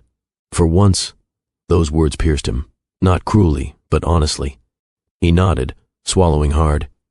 You're right, he whispered. You deserve that. He finally sat, elbows on his knees, hands clasped together. His eyes dropped to the floor as if he couldn't bear to meet hers yet. Rebecca, I almost lost you. His voice broke on the last word. She felt something shift inside her chest, though she kept her expression steady. I almost lost our kids. I almost lost this home. I almost lost everything that matters, he continued, each word trembling slightly. And it was my fault, my choices, my weakness. Silence filled the room, not cold, not angry, just heavy. He kept talking, voice low and raw. When I got to the hospital and they rushed you into surgery, I realized how little control I had. I realized how fragile everything is, and I realized just how badly I messed up. Not just once, but for months. Every lie I told, every night I wasn't here. He stopped, wiping at his eyes. I don't know how you can even stand to look at me. Rebecca looked down at her hands. Some days it's hard, she admitted. Other days, it hurts in ways I can't explain. He nodded without argument. You should feel that way. He finally lifted his eyes to meet hers. They were red and tired, but sincere. I loved you the whole time, Rebecca. That's the truth I cling to. But I wasn't acting like a man who loved his wife. I was acting like someone who didn't deserve you. A tear slipped down her cheek before she could stop it. She brushed it away quickly. She didn't want pity. She didn't want excuses. She wanted honesty, and for the first time in a long time she was getting it. I still love you, she said quietly, her voice barely above a whisper. George's breath caught. But, she continued, her tone steadying, loving you doesn't erase what you did. It doesn't erase the nights I cried alone, the fear, the humiliation, the way my heart felt like it was, breaking every hour. She pressed a hand to her chest. You shattered something inside me, George, and I don't know if it can ever go back to what it was. He nodded, tears slipping down his face openly now. I know. I don't expect things to go back. I only hope we can build something new, something stronger, something honest. Rebecca looked at him for a long moment. She saw the guilt etched into every corner of his face. She saw the humility in his posture. She saw the fear, not of losing comfort or reputation, but of losing her. I'm scared, she confessed. He inhaled sharply. I am too. I'm scared that if I give you another chance, you'll hurt me again. I'm scared that you'll fall back into old habits. I'm scared that I'll never fully trust you, even if I want to. George leaned forward, placing a trembling hand over his chest. I'll prove myself, every day, not with grand gestures, with consistency, with honesty, with transparency. You'll never have to wonder where I am or who I'm with. She nodded slowly. And I think, he hesitated, I think we should talk to someone, together, a professional. Not because we're failing, but because I don't want to fail again. For the first time since she discovered the betrayal, Rebecca felt her defenses soften without fear. You're talking about counseling? She asked. He nodded. Yes. I'll go alone if you want. I'll go with you. I'll do whatever moves us towards something better. Rebecca exhaled, long, shaky, uncertain. I think we might need that, she admitted, because if there's any chance of rebuilding, we can't do it alone. George covered his face with his hands for a moment, overwhelmed with relief. Thank you, he whispered through his hands. Thank you for not giving up on me completely. Don't thank me yet, she replied gently. We're not fixed. We're just beginning. He dropped his hands, nodding with reverence. I'll take a beginning, he said softly. I'll earn every inch of progress we make. Rebecca reached for the cooler bag on the bed, but her hand slipped slightly, fatigue taking over. George sprang up instinctively. Let me, he said. This time she didn't argue. He lifted the bag, carefully organized the bottles, and set everything by the bedroom door. Then he turned back to her. Rebecca? He asked quietly. Yes? He didn't step closer. He didn't touch her. He didn't assume affection. He simply asked, Can I sit beside you? Not to hold you, not to push anything, just to sit. She considered it, not out of hesitation, but out of meaning. Then she nodded. He sat gently on the edge of the bed, leaving space between them. Side by side, they breathed the same air, shared the same room, and held the same silent wish, the wish for healing. Not perfection, not instant forgiveness, just a path forward. For the first time in a long time, both believed it might be possible. The next morning, sunlight spilled gently across the bedroom floor, lifting Rebecca from a light sleep. She blinked slowly, adjusting to the quiet. For a split second, her mind expected the familiar hum of NICU machines or the soft cries of the twins, but the house was still, the kind of stillness that felt both peaceful and incomplete. She shifted carefully, her body reminding her that healing was still ongoing. The conversation from the night before replayed in her thoughts, not with pain this time, but with a cautious sense of direction. They had finally spoken honestly. Nothing had magically healed, but something had softened inside her, enough that the idea of taking small steps forward didn't feel impossible. A gentle knock came at the door. "Rebecca, are you awake?" George's voice was low, cautious. "Yes," she answered. He stepped in holding a tray, oatmeal, sliced fruit, and a cup of warm tea. "Simple, thoughtful. You need the calories," he said quietly. "The nurses reminded me yesterday. They said your supply depends on steady meals, and—" His words trailed as if he feared saying too much. She nodded, appreciating the gesture. "Thank you," she said sincerely. "I also called the NICU," he continued. "Austin gained 2 ounces overnight, and Savannah held steady. They said we can hold them again during afternoon rounds." The news brought a warmth to Rebecca's chest, lifting her spirits. "That's good," she said, unable to hide the smile tugging at her lips. George smiled faintly too, relieved to see even a small spark of her joy. He set the tray beside her. "Eat while it's warm. I'll wait downstairs." Before he turned away, she spoke gently. "You can stay." He paused, then quietly took the chair near the window, giving her space but remaining present. Rebecca ate slowly. They didn't talk much, but the silence wasn't tight or strained. It felt like 2 people learning how to share a room again without tension.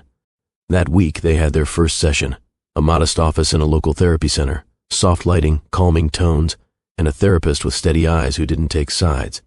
It was unfamiliar at first, like standing in a spotlight they didn't ask for, but necessary. Rebecca sat with her hands folded in her lap, speaking with quiet courage. "I was carrying our children while feeling like a stranger in my own marriage," she said. "The loneliness was overwhelming. I tried to hide it, but it ate at me every day." George listened with his full body, eyes down, shoulders tense, jaw tight, ashamed, but committed. "I hurt her," he admitted, "and I hate that. I was selfish. I didn't communicate my fears or stress. Instead, I ran toward a distraction I should have never allowed into our lives." The therapist guided them gently. "What do you both want moving forward?" Rebecca inhaled slowly. "I want honesty, consistency. I want to feel safe with him again." George nodded. "And I want to earn that safety. I know it won't be quick." They discussed communication boundaries, expectations, routines around the twins, and the emotional triggers that came with betrayal. Nothing was solved instantly, but each session peeled away another layer of silence they had lived under. After their third appointment, Rebecca found herself standing beside him in the parking lot, the warm Mississippi breeze brushing her skin. "Thank you for showing up," she said quietly. He looked at her, eyes soft. "There's nowhere else I want to be." For the first time in months, she believed it. Back at home, the rhythm of TO parenting became a careful dance, sometimes smooth, sometimes clumsy, but always grounded in their shared love for the twins. Every morning, they drove together to the hospital. They sat side by side during feedings, Rebecca cradling Savannah against her chest while George held Austin. Nurses often smiled witnessing the care in their movements. One morning, Austin let out a loud sneeze, startling both of them. George's eyes nearly doubled in panic. "Is that normal?" he blurted. Rebecca laughed softly, the sound of it surprising them both. "Babies sneeze, George." He exhaled dramatically, causing her to shake her head in amusement. Across the room, Savannah wrinkled her tiny forehead, and Rebecca whispered soothing words while George watched, captivated. The bond between mother and daughter warmed something deep inside him. He knew he had damaged their marriage, but seeing Rebecca with their children reminded him why he had fought to repair everything. As days passed, they developed a natural rhythm. He prepped the cooler bags, breast milk. She organized the NICU updates in a journal. He cleaned and sanitized everything without being asked. She coordinated feedings and kangaroo care times. They alternated who held which twin, sharing those early precious minutes. The teamwork didn't erase the past, but it built a foundation for the future. Late one night, after a long day at the hospital, they stepped into the nursery together. Rebecca leaned lightly against the door frame, watching George adjust the crib blankets out of habit, even though the twins weren't home yet. "You know," she said softly, "you've straightened that blanket 5 times today." He froze. "I just want it perfect for them." She let out a quiet laugh. "They're going to spit up on it in 2 minutes." George laughed too, a full, genuine laugh that filled the room and tugged at something deep within her. Another night they worked together assembling the twins' stroller. George insisted he didn't need the instructions. 30 minutes later, the wheels were pointing in 4 different directions and the frame was stuck. Rebecca couldn't help it. She laughed until tears threatened her eyes. He looked up helplessly. Okay, maybe I should read the manual. She handed it to him with a small smirk. Maybe. Moments like these didn't erase the hurt, but they softened the scars. Each shared laugh reminded Rebecca that healing didn't always come through heavy conversations. Sometimes it came through simple things, moments where they remembered they were once friends before they were anything else. Every day, George made choices that reflected change. He left his phone out in the open, never hidden. He communicated his schedule clearly. He asked Rebecca's opinion before making decisions. He apologized when he sensed tension rather than ignoring it. He listened, truly listened, when she expressed her fears. Rebecca didn't rush. She didn't leap back into their marriage blindly, but she noticed the effort, the sincerity. And slowly, something began to grow again. Not the old love, that one had been shattered. This was new, deliberate, constructed with intention. They weren't a couple again, not yet, but they were becoming partners again, and that was the first step toward everything they hoped to rebuild. The shift didn't happen overnight. It came quietly, almost shyly, the way a new season reveals itself slowly rather than all at once. Rebecca had spent weeks watching George with the twins, watching how carefully he held them, how tenderly he spoke to them, how attentively he responded to every sound, every small need. She also watched how he treated her. He didn't push. He didn't assume. He didn't demand a status update on their marriage or force emotional progress. Instead, he showed up every day, every appointment, every NICU visit, steady and present. And presence, Rebecca realized, was a kind of love too, one she hadn't felt from him in a long time. It was a Thursday afternoon when Rebecca finally made the call. She sat at the kitchen table, a cup of lukewarm tea beside her, reviewing NICU notes. The scent of laundry detergent lingered in the air, where baby clothes were drying on a rack. The house no longer felt foreign, it felt lived in again, not fully healed, not completely restored, but no longer hollow. The twins were getting stronger. They were expected to come home in a couple of weeks. A heaviness sat in her chest at the thought of bringing them into a house divided by legal paperwork. Her phone buzzed. Her attorney's name lit the screen. Rebecca stared at it for a long moment before answering. Hello? Rebecca, her attorney said warmly. Just checking in about the next filing deadline. We're approaching the window to finalize. Rebecca inhaled slowly, grounding herself. I need to pause everything, she said. The attorney grew quiet. Pause? Not withdraw? Rebecca pressed her hand lightly to her stomach, more out of habit now than necessity. Not withdraw, she clarified softly. But I'm not ready to move forward either. Things have changed. We're working through a lot, and I need time. Her attorney didn't question her choice. I understand. I'll mark the file as pending. No deadlines will move forward until you tell me otherwise. Thank you, Rebecca whispered. When she hung up, she sat still for several minutes. It was done. The divorce wasn't gone, but it wasn't advancing. George walked into the kitchen moments later carrying a load of freshly folded blankets for the nursery. He froze when he saw her expression, not distressed, not anxious, but contemplative. You okay? He asked gently. She nodded. Yes. I just made a call. His throat tightened. About us? She looked up at him, her eyes steady. I asked my lawyer to pause the divorce. For a moment, George forgot how to breathe. He set the blankets down carefully, almost reverently, as if anything sudden might break the delicate moment between them. Rebecca, his voice cracked. You didn't have to do that. For me. I didn't, she replied. I did it for all of us, for the twins, and because I see you trying, really trying. She paused. I'm not ready to reconcile, but I'm not ready to end this either. George swallowed hard, tears gathering in his eyes. That's more than I deserve, but thank you. She nodded, but before she could say more, her phone buzzed again. The NICU sending a photo update. It was a picture of Austin and Savannah lying side by side, tiny hands brushing each other. Rebecca smiled.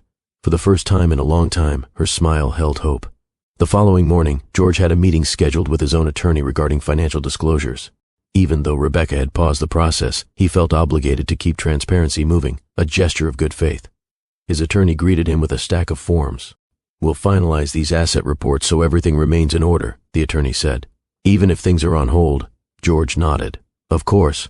But as he began reviewing the documents, seeing his name paired with marital dissolution, seeing the itemized list of everything they built together, seeing his home, vehicles, investments, and savings laid out like pieces divided on a chessboard, an unexpected wave of grief slammed into him. His attorney paused mid-sentence. George? He looked pale. Do you want water? George shook his head, gripping the armrests of the chair. "I almost lost her," he whispered. "I almost lost them." The attorney softened. The pause is a good sign, but that wasn't what broke him. What shattered him was realizing how cold the paperwork looked, how sterile and distant, compared to the warmth he felt sitting in the NICU with Rebecca, holding their tiny children between them. He looked at the signature line, his signature, on documents that spelled out the end of the family he had begged heaven for years ago. Tears spilled quietly down his cheeks. "I don't want this," he said hoarsely. "I don't want any of this. I created the mess. I pushed her away. I failed her. But I want my family. Not as a legal fight, not as a divided home." He wiped his face with the back of his hand. His attorney nodded sympathetically. "Then keep doing what you're doing. Change through action. Healing isn't linear, but it's possible." George nodded, emotion gripping his throat. "I won't sign another line until she tells me the final decision, and this time, it wasn't avoidance. It was commitment." A week later, once the twins were finally strong enough to be discharged, Rebecca and George shared one of their first experiences as a unit of 4. The pediatrician approved short outdoor walks, so they decided on a nearby park, quiet, open, and gentle enough for premature babies. Rebecca pushed the stroller slowly, careful not to jostle the twins. Savannah slept soundly, her tiny fists curled near her chin. Austin blinked curiously at the filtered sunlight peeking through the stroller canopy. George walked beside Rebecca, keeping pace with her steps. The air smelled faintly of cut grass, and a light breeze rustled the leaves overhead. Parents with toddlers passed by with polite smiles. Joggers nodded. A few people paused to peek at the twins, cooing softly. "They're beautiful," one woman said. Rebecca smiled. "Thank you." George stood proudly but respectfully beside her, not overshadowing, not claiming the moment, sharing it. Halfway down the path, they found an empty bench near a pond. Rebecca gently lifted Savannah, while George unbuckled Austin, each holding a twin against their chests. For several minutes they just sat. No rush, no tension, just breathing in the sweetness of 2 tiny lives who had fought hard to be here. Austin let out a tiny hiccup. George chuckled under his breath. Rebecca smiled at the sound, a real relaxed smile. She glanced sideways at him. He wasn't looking at her. He was looking at their children, his expression soft, full of reverence and responsibility. A man who knew exactly how close he came to losing everything. The sight moved something deep inside her. She didn't say anything. She didn't need to. But for the first time, she imagined a future where forgiveness wasn't just a distant possibility, but a reachable one. A future where Austin and Savannah grew up watching 2 parents who fought their way back to each other with patience and humility. A future where love wasn't blind, but mature, aware, and earned. Rebecca lowered her head and kissed Savannah's forehead. George watched her from the corner of his eye, admiration stitched into every breath, but he didn't speak. Sometimes silence tells the truth more clearly than words ever could. The afternoon sun dipped lower as they continued their slow walk through the park. Rebecca pushed the stroller while George walked a careful step behind her, ready to help but not overstep. The twins slept peacefully, their soft breathing a comforting rhythm that grounded both parents in shared gratitude.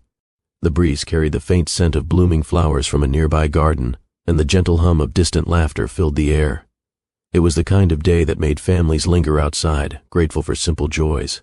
Watching the twins rest safely in the stroller reminded Rebecca of how fragile life had felt just weeks earlier, the emergency, the fear, the surgery, the sleepless nights in the NICU. She slowed her steps. Something inside her had shifted over the past few days. Not something loud or sudden, something quiet, steady, undeniable. She had seen George show up not just for her but for Savannah and Austin. She had watched him shed his pride, his excuses, his old habits. She had heard sincerity in his voice, not desperation, intention, not panic. Healing wasn't complete. Trust wasn't fully restored. But the wall she built around her heart, the one she believed would stand forever, now held cracks where light slipped through. They reached a shaded pathway lined with tall oaks. The stroller wheels rolled smoothly over the paved ground. Rebecca glanced sideways at George, who walked with his hands loosely at his sides, eyes fixed on the twins as if every blink mattered. She stopped walking. "George," she said softly. He looked up, instantly alert but cautious. "Yeah?" She took a slow breath, her fingers gently brushing the stroller handle. "Come walk beside me," she said. His eyebrows lifted slightly, not in surprise but in disbelief that she had spoken those words aloud. "Are you sure?" he asked, his tone almost fragile. Rebecca nodded. "Yes, I am." He moved quietly to her side, matching her pace. Their shoulders didn't touch, but the air between them felt different, warmer, lighter, like the first warm day after winter. For a moment they walked without speaking. Then she shifted her hand slightly, hesitating, not out of fear but out of meaning. Her fingertips brushed his forearm briefly. It wasn't an embrace. It wasn't a declaration. It was something softer, more honest, a gesture that carried the weight of every apology unspoken and every promise forming. George stopped breathing for a second. Rebecca didn't pull away. Instead, she let her hand rest there gently, anchoring them both to the present moment. George swallowed hard. "Rebecca," his voice cracked. "You don't know what that means to me." "I do," she whispered. The twins stirred in their stroller, tiny hands twitching as if reacting to the shift in energy. Rebecca looked down at them, feeling a warmth spread through her chest. "We're not fixed," she said quietly. "We're not the same people we were, and I'm not pretending everything's solved." "I wouldn't want you to," he replied, voice steady. "I just want to keep proving myself. Not once, not twice, every day." She looked at him fully then, really looked, and saw not the man who betrayed her, but the man who fought through every painful consequence to become someone better. "Keep showing up," she said. "Keep being this version of yourself. For them, and for us, I will," he promised, not in a rushed tone, not in a desperate plea. He said it like a vow he had already begun fulfilling long before this moment. A nearby duck quacked loudly, startling all four of them. The babies flinched in their sleep. Rebecca let out a soft laugh, one that felt like sunshine breaking through clouds. George laughed too, shaking his head. "Guess even nature wants to join the conversation." Rebecca nudged his arm lightly. "Maybe it's a sign." "A sign of what?" he asked, half smiling. "That life is moving again," she replied, "and we're moving with it." They continued walking until they reached a small wooden bridge overlooking a still pond. The water shimmered under the light, reflecting the surrounding trees in soft ripples. Rebecca turned to him again. "George?" "Yeah?" She exhaled slowly, the kind of breath someone releases when letting go of something heavy. "I forgive you," she said. The words weren't rushed. They weren't forced. They came from a place she didn't think she would ever find again, a place where pain and love could coexist without overwhelming her. George froze. Tears filled his eyes instantly, not from guilt, but from pure gratitude. You forgive me," he whispered, voice breaking. "Yes," she said softly. "Not because I'm forgetting what happened, not because everything is perfect now." She looked down at the twins. "But because they deserve parents who aren't carrying bitterness, and because I deserve to be free of that weight too." He covered his mouth with his hand, overwhelmed. Rebecca stepped closer, close enough that their arms brushed naturally now, not hesitantly. "We'll rebuild slowly," she said, "brick by brick, step by step. And if we fall at any point, we'll catch ourselves with honesty, not silence." George nodded vigorously, wiping tears with the back of his hand. "I promise you, I won't forget what it took to get here."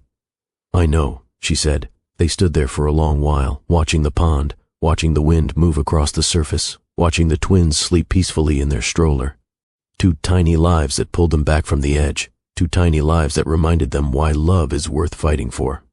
Rebecca reached for George's arm again, this time not tentative, but secure. He looked down at her hand resting gently in the crook of his elbow, then lifted his eyes to meet hers. They didn't kiss, they didn't rush, they didn't jump into declarations they weren't ready for. But they walked together, quietly, steadily, as a family moving toward a new beginning. Sometimes healing isn't about forgetting the pain, it's about choosing to rise above it. Trust isn't rebuilt overnight, and love doesn't return through grand gestures. It grows through consistency, humility, and honest effort. And when two people decide to rebuild instead of walk away, they discover that second chances aren't about starting over, but about starting wiser. If this story touched your heart today, please take a moment to like this video. It helps YouTube share it with more people who may need this message. Let us know in the comments where you're watching from and what time it is right now. And don't forget to subscribe to Mr. Graham Stories for more heartfelt stories filled with life lessons, growth, and hope.